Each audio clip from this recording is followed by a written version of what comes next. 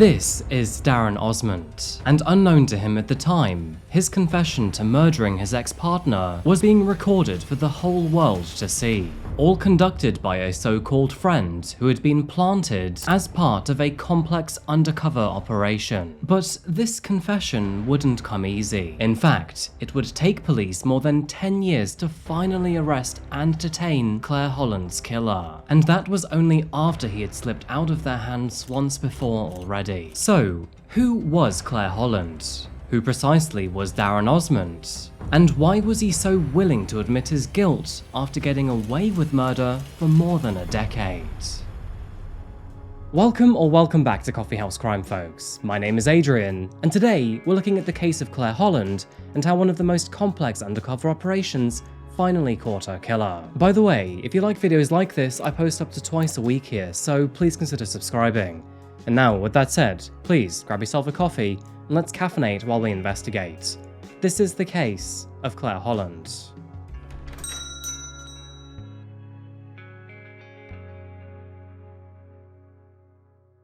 Welcome back to Bristol, folks. Found in the southwest of England, Bristol is arguably one of the best cities in the country. Formerly a city centre port, it is now a cultural hub filled with fun things to do and plenty of delicious food to eat. After spending a couple years here myself, I could tell you a thing or two about Bristol. Walk along Clifton Suspension Bridge for some genuinely mesmerising views of the River Avon. And if you time your visit correctly, you can experience the annual hot air balloon festival, which takes place every August. And don't forget to try out the area's many famous local ciders. Lots and lots of cider. Anyway, with so much to do and a higher quality of life than the rest of England, it is no wonder that people in Bristol seem to be remarkably happier than the rest of the country. Even still, bad things happen in every city, and wherever humankind exists, so does evil. And on June the 7th, 2012, in the city of Bristol, a series of events would eventually collapse inward, triggering a very concerning disappearance. On June the 7th, a young woman named Claire Holland suddenly vanished. Her disappearance shocked her friends and her family, and there was no indication as to why she would voluntarily leave without saying something first. It isn't like she had any known enemies either. In fact, she was in the process of turning her life around for the better. Claire was known for being punctual and dependable when something really mattered. Now, of course, she loved to see her mother, with whom she had recently rekindled her relationship. The real reason she was so happy to go to these meetings, however, was so she could meet her youngest child, who, at the time, was in foster care. It was on this afternoon that her mother, Jacqueline, was early for the meeting. She liked to set a good example, and Claire was rather used to this. But as time ticked past the hour, internal alarm bells started to ring. Now, Jacqueline initially wasn't too worried.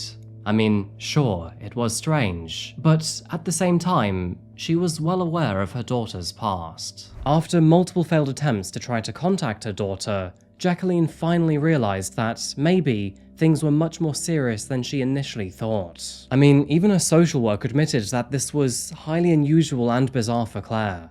She wouldn't answer any of her phone calls, and then she missed her next 2 follow-up meetings. As the hours and then days passed by, that is when the rest of Claire's family chimed in. And you have to try to understand the situation they were in here.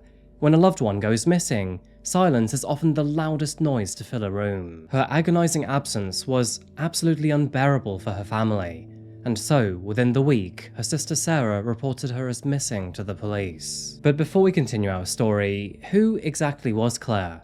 Why was her disappearance so absolutely unusual? And what could have possibly happened to her?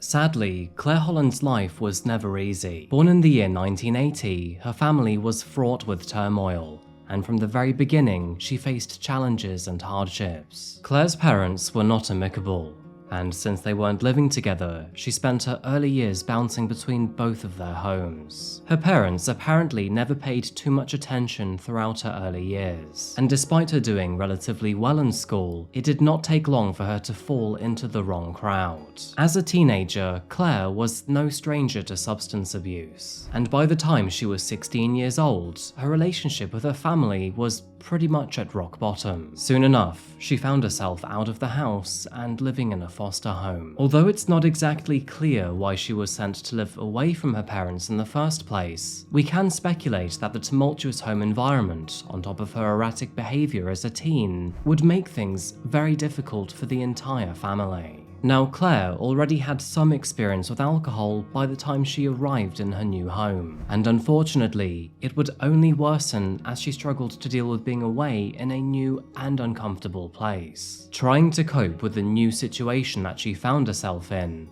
Claire quickly developed a severe alcohol problem. She was known to drink more often than not, and sadly was usually found under the influence. Her new half-siblings were there to witness and experience her decline, and despite their best efforts, no one seemed to be able to nudge her towards a better path in the future. Nevertheless, Claire was also described as sweet, caring, and always with a nice word to say. She was also rather infamous for her erratic behavior when provoked, especially when drunk. As this often goes, it only worsened in her later teens and early adult life. She gradually received less and less support from her family as time progressed, and consequently, she had no one to point her in the right direction and seemingly fell apart. From here on out, Claire continued to run herself into the ground and even run with the wrong crowd. You know, the type of people who didn't seem to have her best interest at heart. And so, with that said,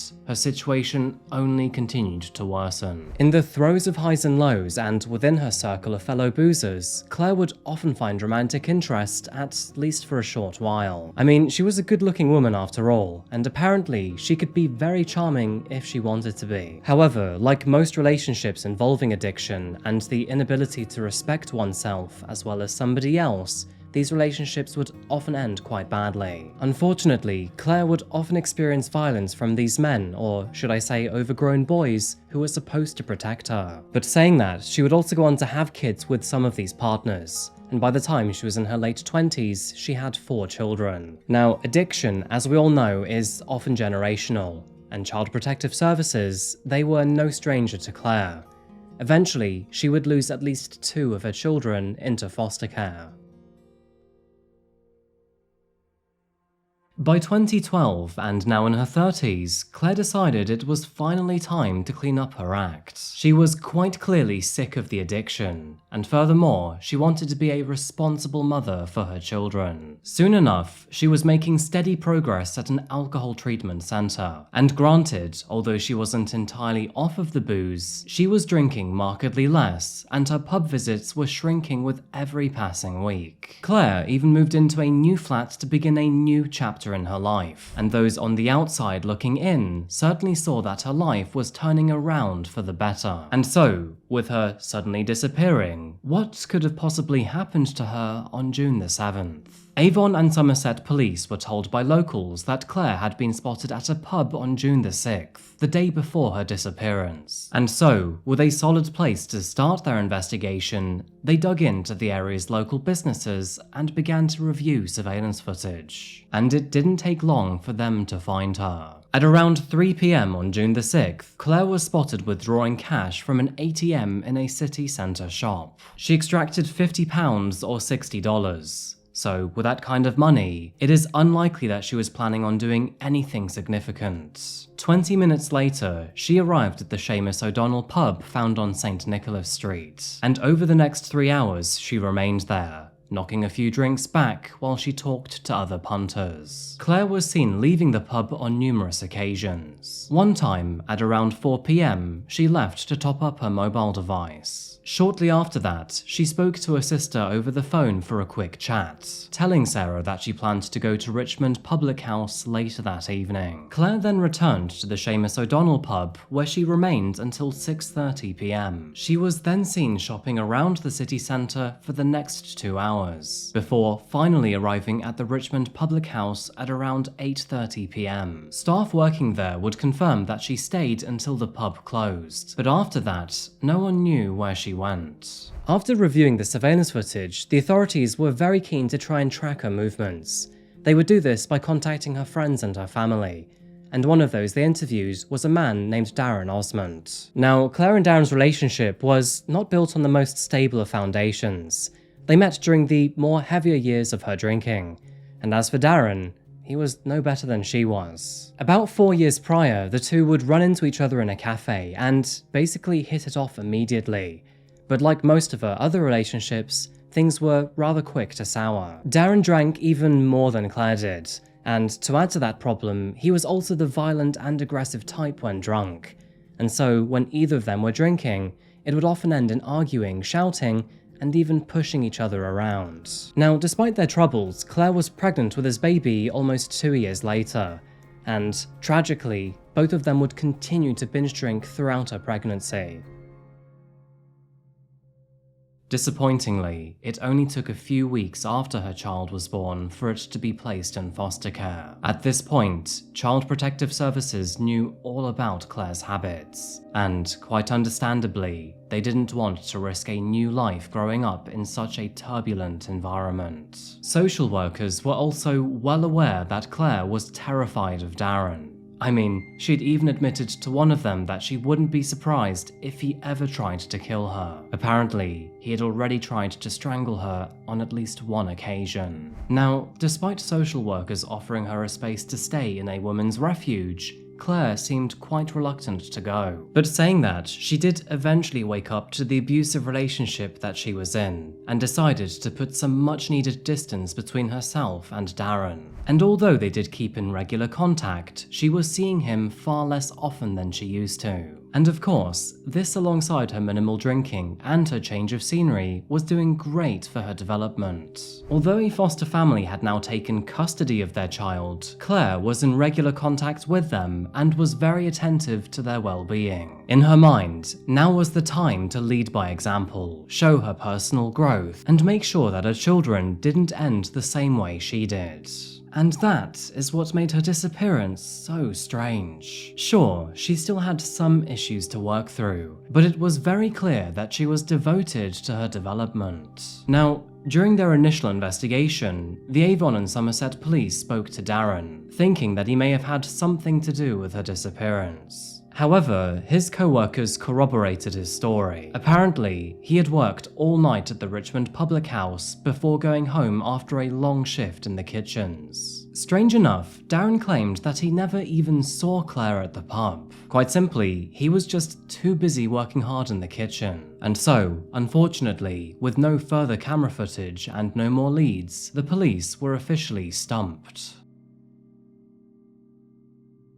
Claire's family rallied to try and find her, but tragically, this would take far longer beyond their wildest nightmares, and the days slipped from weeks to months, and eventually years. Meanwhile, the authorities monitor bank accounts, social media, and even flights to see if there was any new information to discover. Unfortunately, they would find absolutely nothing, and as the years ticked by, her case frosted over. The devastation her family must have felt must have been entirely overwhelming. I mean, everyone knows that the longer a disappearance remains unsolved, the less likely it is to ever be concluded. As time goes by, surveillance footage is deleted and evidence is either washed away, eroded, or otherwise. And so, as those years tick by, we become more and more reliant on either a confession or changes in technology. However, in the year 2019, which was 7 grueling years after her disappearance, all of that would change in a sudden twist of events. And that's because someone finally came forward to the authorities. In fact, we have the phone call right here. I'm handing myself in. Handing yourself in for what? Yeah, it's murder, mate. Pardon? It's murder. It's murder. I just want this off my back. I feel so bad. I've had it for years on my head. So what happened years ago? Yeah. What's your ex called? Claire Holland. Claire Holland. Yeah. I basically arranged it, didn't I? What, you arranged for her to be killed? Well, you know, took the law into my own hands, basically. And, you know, she took my son away from me, so I took that from her. Took what from her? Well, her life, really. And so, Just like that, it seemed as if Claire Holland's case was about to be solved. Police soon arrived at Darren's residence, where, shortly after, he was placed in cuffs and taken away for questioning. My missus had my son taken off of us for social services. Yeah. So I did the wrong thing, really, but I'm admitting to it now. I had her killed. Right, okay. Sadly, things would change in the interrogation room. Old habits die hard, and once Darren had sobered up in custody, he changed his tone drastically. In fact, the very next day, he denied even remembering his phone call to the authorities. With no evidence to convict Darren, the authorities were forced to let him go. However, saying that, they were not about to give up. I mean, the authorities, they always had their suspicions about Darren, but what were they going to do? It's not like they had any sort of inside informant to try and squeeze out a confession from him. Actually, that's not a bad idea. In the unspoken words of Darren, fool me once, and shame on me, for I'm an idiot and should never even think about confessing for a second time. But in the end, that is precisely what the police planned to do. And so, as if it were literally straight out of a crime film, they began preparing. After months and months of hard work, their master plan was finally put into place. And between December of 2020 and July 2022, an undercover officer using the fake name Paddy O'Hara was deployed to befriend Darren to get him to open up and hopefully to spill the beans once and for all. The extent of this undercover operation was, quite honestly, remarkable. O'Hara, posing as a newcomer neighbour to Bristol, befriended Darren at a local pub and claimed he was looking for someone to do some odd jobs for him. This was during the COVID-19 virus epidemic, and so, at the time, Darren was out of work and looking for ways to earn a little income. O'Hara told Darren that he needed help running a counterfeit clothing operation, to which Darren, no surprise, quickly agreed. And so, over the next few months, Darren helped O'Hara with this operation, and the two went from shady co-workers to nearly legitimate friends. Now, at least in Darren's mind, the two were becoming close. They drank together, played pool and darts together, and, as time passed by, began to embark on even more illicit ventures together. The Avon Somerset police had carefully planned all of this, with the undercover cop and the police working together to plan fake illegal activities for the two to take part in to gain Darren's trust. The pair would make fake drug and gun runs, participated in several counterfeit scams, and even stole planted vehicles all around the country. From the outside in, it really was absurd, but to Darren, he was a sophisticated criminal. The man truly believed his wit and intelligence helped him land a clean track record. Bro probably thought he would make a great FBI agent, but little did he know, it was all a setup. While befriending the undercover investigator, Darren let his true nature come out. He told stories of how he would physically attack and threaten strangers, carry illegal weapons with him at all times, and even once how he brutally attacked a dog simply because it got in the way of his van. By the year 2022, and when O'Hara was convinced that Darren was in his back pocket, he was ready to set the bait, and now it was time to drop the lure and to see if Darren would bite. One day, and while drinking, O'Hara presented Darren with a fake news article from the 80s about a murder that took place in Dublin, and after telling him the story, he then implied that he was involved. And apparently, that was all it took for Darren to open up for the first time about Claire Holland. I got back from work and there was 3 empty bottles of wine in the kitchen, and I went upstairs. Obviously she woke up whilst I came in, trying to make out she was doing something, but she picked up and was starting to try and come down the stairs towards me. Where the do you think you'll go with the baby? And she said, oh, I'm making him his milk. So I said, you don't need to take him downstairs to do that. Oh, no, you can't take my... listen to me now, right? Mate, I was just, it was just like, I don't know, mate, it's horrible to say, but it was like rugby. And if someone's got the ball and they're doing that, I just get my arm and I go in between here.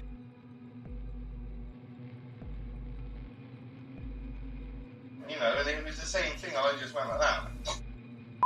It was like, no, right, that's mine, right? Same rugby, disappear, get out of and she wouldn't, so I, like I said, I did, so I out the room, shut the door, told take the milk and bring it back up there. She that's whatever happens happens. Surprisingly, fool me twice, this wouldn't be the only time he talked about his involvement in Claire's disappearance. Over the following months, Darren confessed multiple times and to varying degrees about what he did to her, and as he became more comfortable, he would go into greater detail. But his final and most damning confession was made during one of these staged illegal gun runs, where, once again, it is clear that he felt like a very intelligent slimeball. While on the way to North Wales to collect some firearms, Darren finally revealed the full story to O'Hara, and all of this was caught in HD or thereabouts for the whole world to see. I know, but it is, you know, it is what it is. It's done. And it, you know, as far as I'm concerned, like I say, I'm about it now.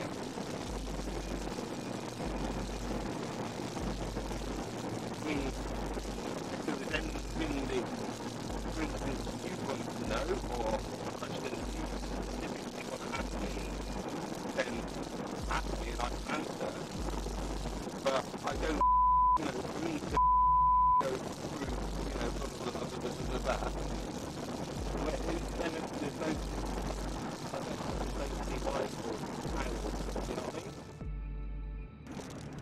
No, and someone else's nice comfort.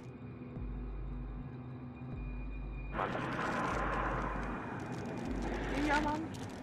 Just trying to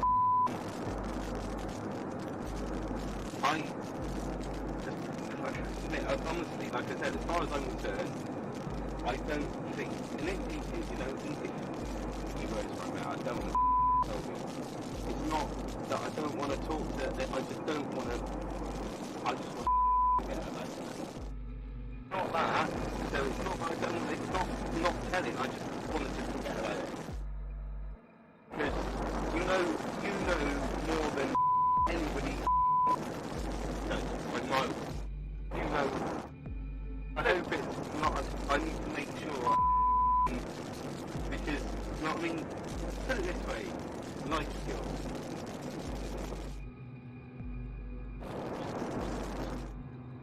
The time it happened, there was a massive load of fun. And there was a load of people, and we'll come rushing down, and a load of us really close back to us people, and mate, I think it's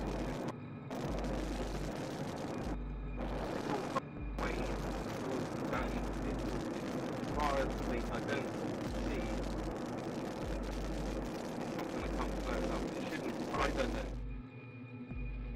This was a slam dunk for officers, and with this confession now available at hand, they decided to finally rearrest and charge Darren in August of 2022. Almost 1 year later, on October the 16th, 2023, Darren's trial for the murder of Claire Holland finally began. And while here, he would reveal the full story of what apparently happened to her for the whole courtroom to hear. In 2012, social services were getting ready to give Claire's aunt custody of Claire's and Darren's newborn child. As we know, the violence and alcohol abuse in the household was creating an environment not suitable for any child to live in. And so, with Claire's aunt taking custody, the child could potentially live a normal, safe, peaceful life. Now, both knew that this was happening. However, the move happened so fast that the parents were caught off guard and unable to give their official goodbye to the child. Darren was absolutely furious by this. In his mind, it was his partner's fault that the child was getting taken away, and now he wasn't even able to say goodbye. On the night of June the 6th, 2012, Claire made it to the Richmond public house where Darren worked. While there, it is believed that the two got into an argument, which resulted in Darren strangling her to death. He then used his so-called knife skills to cut open her torso with a kitchen knife before disposing of her body at the nearby Avonmouth docks. In some of his confessions, Darren claimed that the massive overflow at the time had weighed the body down, thus preventing it from floating to the surface. In an attempt to further conceal his tracks, he then cleaned and hid the murder weapon by placing it in one of his co-workers' knife boxes. And then, after his shift, he went home and removed any further evidence by burning it. Now that Darren was charged and in custody, police were finally able to search the bar where he worked and the surrounding area. However, sadly, after multiple days of searching, no fresh evidence was found.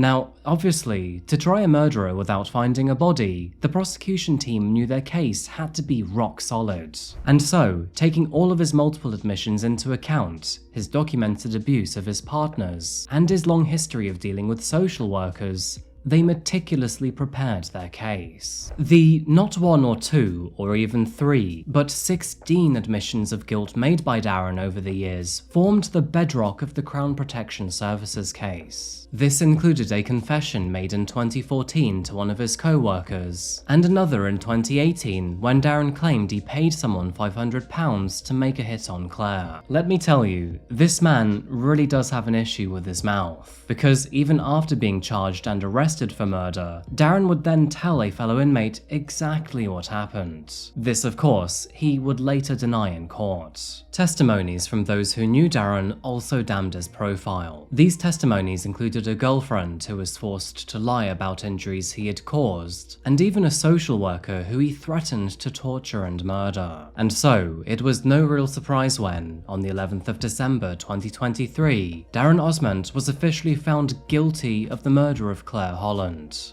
As a result, he was sentenced to life imprisonment with a minimum term of 20 years. Michaela Holland, who is Claire's half-sister, addressed Darren during the trial, saying, "You have made the world feel unsafe for the women in our family. Darren, I want you to know you have ruined our family. If you've got it in your heart, tell us where she is." Detective Superintendent Darren Hannant, the senior investigating officer for the Avon and Somerset Police, had many statements to make. In one of them, he said, "The evidence we've gathered painstakingly over the last 4 years has proven that Osment is a selfish and violent misogynist who has abused almost everyone he has been close to."